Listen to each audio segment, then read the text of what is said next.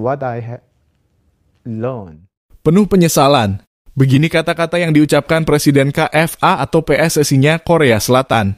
Chung Mong-gyu setelah timnas kebanggaannya disingkirkan timnas Indonesia U23 asuhan Shin Tae-yong di perempat final Piala Asia U23.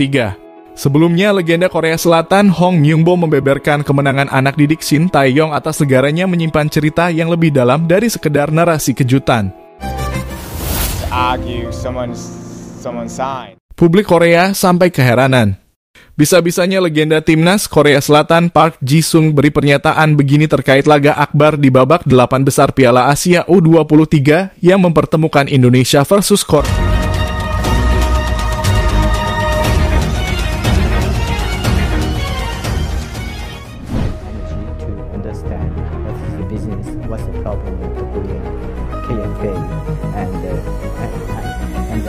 I'm still learning to learn about all the business. And also what I have learned. Penuh penyesalan. Begini kata-kata yang diucapkan Presiden KFA atau PSSI-nya Korea Selatan.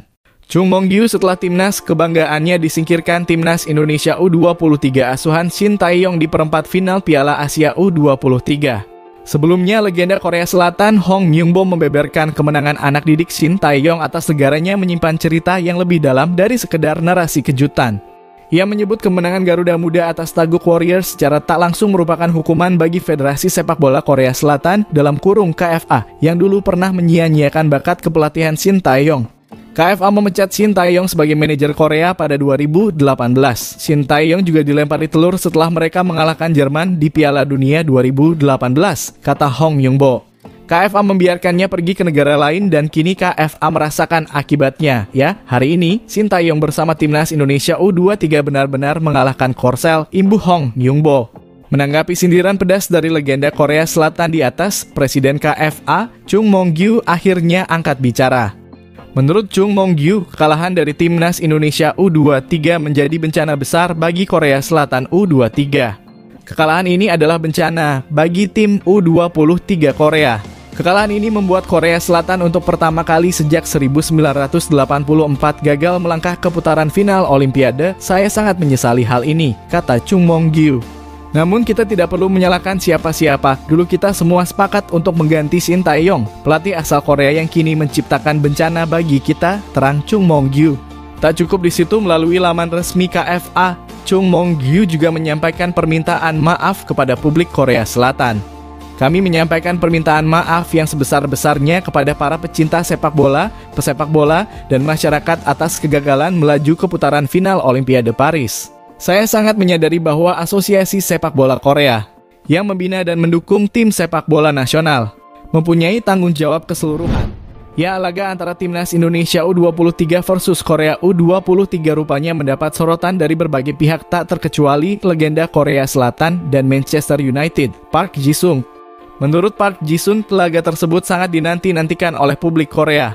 Ia juga memprediksi laga antara timnas Indonesia U23 versus Korea akan berjalan sengit. Saya dan semua orang Korea tentu sangat antusias untuk melihat pertandingan itu Korea versus Indonesia. Itu pasti akan berjalan sengit, kata Park Ji-sung dikutip dari KBS News, Kamis 25 April 2024. Ada dua hal berat yang ditempuh oleh Shin Tae-yong, yakni melawan negara asalnya sendiri serta menghadapi negara besar seperti Korea Selatan. Tapi saya yakin Shin tahu apa yang harus dilakukan, tambah pernyataan Park Ji-sung. Dengan level permainan timnas Indonesia yang saat ini sudah meningkat pesat, bukan tidak mungkin anak asuh Shin Tae-yong yang akan menguasai jalannya pertandingan, imbuhnya. Park Ji-sung juga mengatakan banyaknya pemain muda yang memperkuat timnas Indonesia menjadi salah satu strategi Shin Tae-yong untuk membangun pondasi bagi skuad Garuda. Ia juga meyakini mengimbangi permainan tim kelas dunia seperti Jepang dan Korea Selatan sudah bukan hal yang mustahil bagi timnas Indonesia. Saya melihat ada perkembangan yang pesat di timnas Indonesia, terutama dengan pemain baru dan banyak tersebar di Eropa. Shin telah berhasil menyiapkan kualitas pemain muda di tubuh timnas Indonesia, kata Park Ji-sung. Jika bakat pemain muda ini terus diasah, bukan tidak mungkin di masa depan timnas Indonesia di bawah asuhan Shin Tae-yong bisa melangkahi raksasa Asia seperti Korea Selatan atau bahkan bersaing dengan negara Eropa. Saya yakin itu, tutup Park Ji-sung. Sementara itu, media Korea Selatan Sports News heran pelatih timnas Indonesia U23, Shin Tae-yong masih bisa tertawa di latihan terakhir jelang babak perempat final Piala Asia U23. Shin Tae-yong menjadi sorotan publik Korea Selatan karena akan menghadapi tim asal negaranya sendiri. Perlu diketahui, Sports News memantau latihan terakhir timnas Indonesia U23 di Universitas Qatar, Doha pada Selasa (24 April 2024). Dalam liputan media itu, timnas Indonesia U23 latihan dengan skuad lengkap termasuk para pemain abroad seperti Rafael Struijk, Ivar Jenner, Justin Hubner, Pratama Arhan serta Nathan Chuaon yang baru kembali bergabung dengan tim. Dalam latihan ini, Shin Tae-yong pun menjadi sorotan media Korea Selatan.